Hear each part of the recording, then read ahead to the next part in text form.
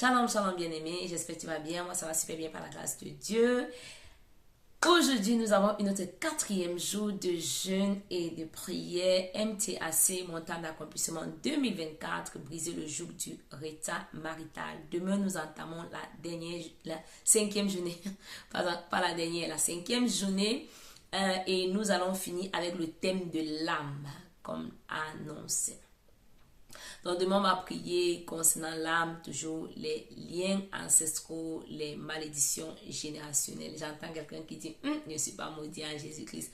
On parle là de l'âme, on parle de l'âme. Dans la parole de Dieu, on lit l'histoire de Ruben. On voit l'histoire de Ruben. Ruben qui est impétueux, premier fils de Jacob, est allé avec la femme de son frère, une des concubines de son père.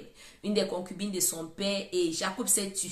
Mais c'est à la mort de Jacob dans Genèse 49 que Jacob va parler à Ruben quand il est en train de... Il dit, je vais dire à mes fils ce qui va les arriver dans le futur.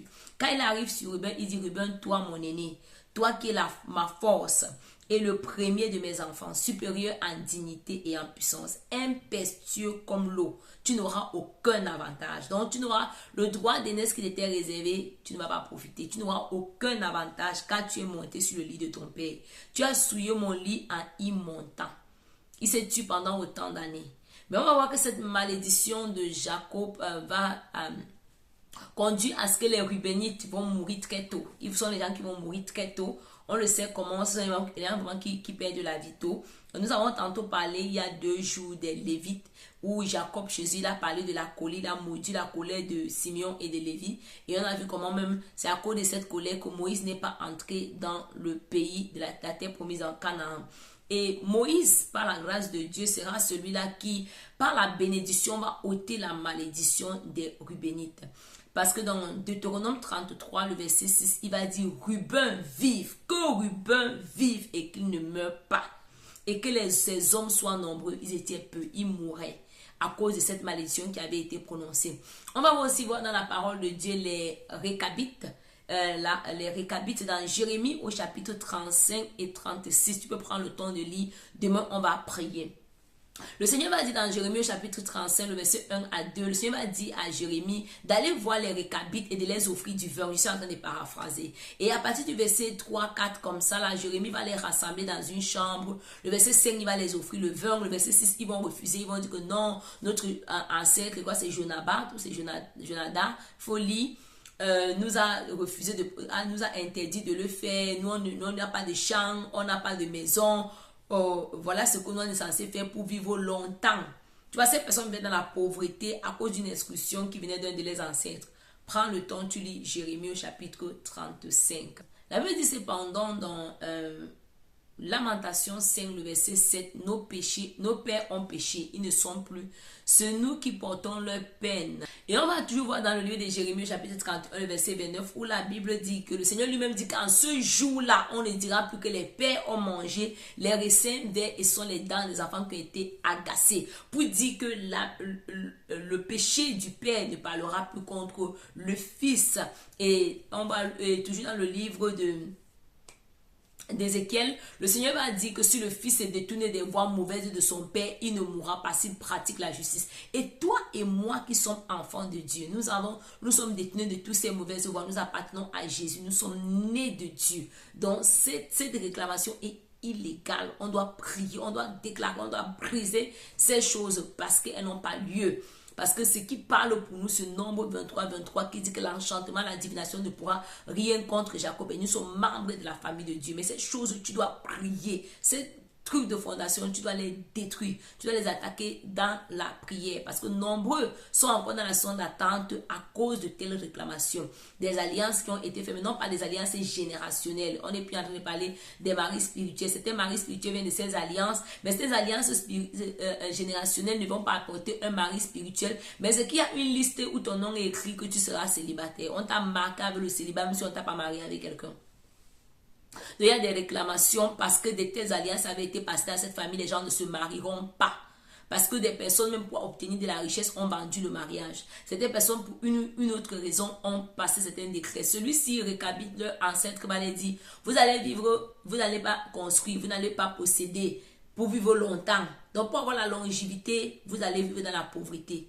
Certaines personnes pour avoir telle chose, peut-être dans la famille, les gens peuvent être riches, mais vous ne vous mariez pas. C'est ça qu'on appelle aussi des alliances sataniques. En tout cas, demain, on parlera plus en détail de quoi il s'agit. Donc, ce qui est ce que j'ai montré un papier aujourd'hui pendant les temps de prière pour expliquer un peu comment on passe des alliances. Il y a des clauses vous faites des clauses et après il y a des conditions. La condition peut-être, les gens ne se marient pas et vous avez obéi. Celui qui désobéit a brisé ça et il y a des conséquences. Donc, si tu ne t'es pas connecté au temps de prière, prends le temps de suivre la vidéo des temps de prière, tu auras plus d'éclaircissement. Qu'est-ce que tu as fait dans tes temps de prière avant que tu ne nous rencontres? Le temps de la confession, de la repentance, des liens familiaux que toi tu connaîtrais. Et tu vas renoncer aux pratiques occultes, aux idoles, aux alliances démoniaques qui ont été établies par tes aïeux dans la chair. Le Seigneur a horreur à l'idolâtrie. Beaucoup de liens ancestraux que nous vivons viennent de l'idolâtrie.